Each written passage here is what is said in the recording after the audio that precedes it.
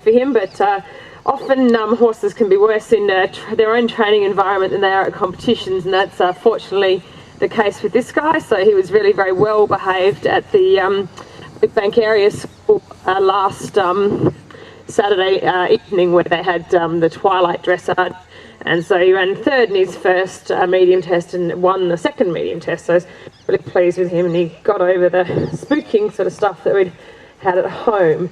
So look, I'm just going to run through, I suppose, the training for what I would do for a medium level horse, and so, and really it's up to you guys. If you want to ask some questions, let me know. We can sort of be fairly free rein about how we do this, but I'm just going to talk my way through how I'm beginning to warm him up and the different movements and what I'm sort of looking to do in the sort of principles of riding. I've been very fortunate to have had a lot of help from a lot of different people over the many years that I have ridden the horses, and quite a lot of help from different dressage instructors too, as I suppose technically that's been my weakest phase. But I suppose ideally it's really just about putting the horse on your line. It's just a really spooky horse, and as we're looking to see, it's not always the easiest to ride them when they interrupt their rhythm and to change their line. So to begin working him, just looking to make him really, really forward. So often the spooky guys too, well certainly the situation with this guy is that primarily he wants to be, or is not reactive enough to my leg, which is why I've got the stick to reinforce my leg. So the stick is just, or the use of the whip, technically out of German training books, is essentially to reinforce the leg aid. So if I don't get the reaction to the leg that I want, I need to have a really quick leg, or a quick electric leg, or the stick as a reinforcement. I use the stick on him a bit, particularly with the spooking. It's a bit of a discipline thing as well. And to start again, begin the work, I'm looking to have him slightly, so when he's third forward, he's really quite light in the contact and quite nice. It's just imperative that he's reactive in front of my leg. So I suppose the three key principles, and this is straight from our eventing national dressage coach now, is is that the horse is primarily reactive to our leg. So if we say go, it's got to go. Straight and then supple. So three things that we work on. So often it's just keeping things really simple, but then it's just how well you put those three things into place.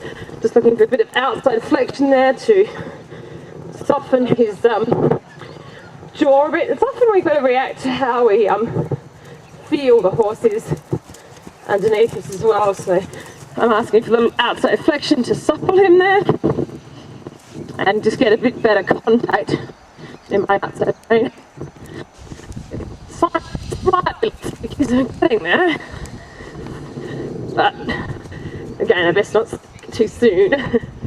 Times when you've got to reassess a particular technique or philosophy, I suppose, what works best.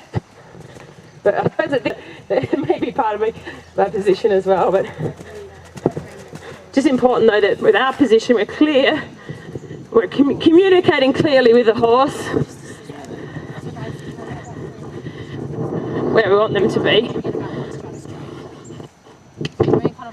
About the half pass, this guy tends to lead with his quarters, so again focusing on having him forward and keeping the shoulders slightly in front of the quarters, which is the correct position for a half pass. Again, I'm really focusing on sitting down my left side with my inside hip.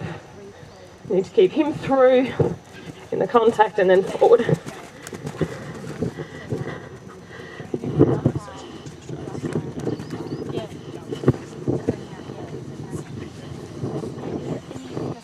I had quite a few flying changes that he's organised, so now I look to do one that I've asked for like that. And again, flying change, it's really just saying to the horse, okay, we've been cantering on the right rein, now positioning my body and canter left. It's be quite a subtle movement, and obviously this guy's quite experienced with these changes and finds them easy, so I don't have to work too hard with them.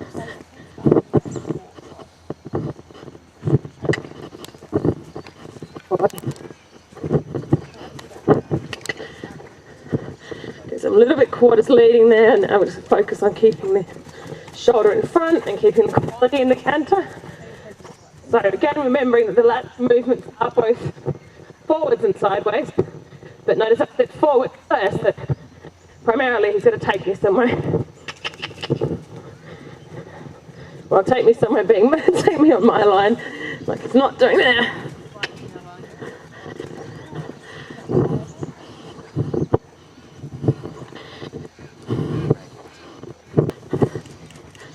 Okay, so have a look at the canter movements that are relevant for the medium. Essentially it's half passes and changes. Come back to the trot again. Biggest issue with this guy, kicking him forward after the trot. So at least he's been consistent, I suppose, in his issues. So just play with some lateral movement. But again, my priority is keeping him forward and through.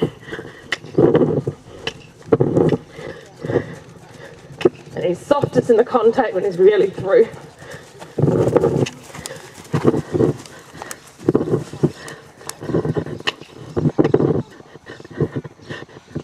Shoulder in a trap there. That's the elementary movements. And there's a bit of a combination. We have the half pass. So again, important I sit to the inside. My position dictates where I want the horse to go. I want him forward around my inside leg.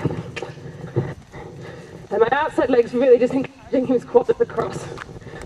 Still to get more energy in the trot. Less spook.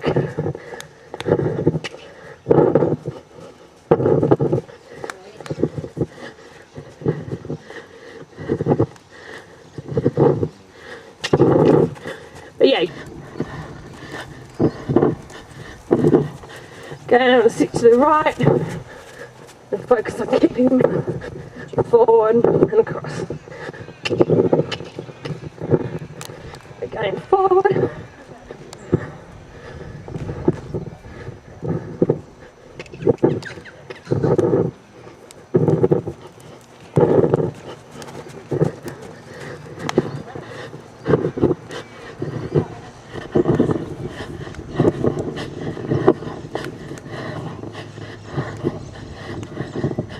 Try that extension once more towards our spooky corner.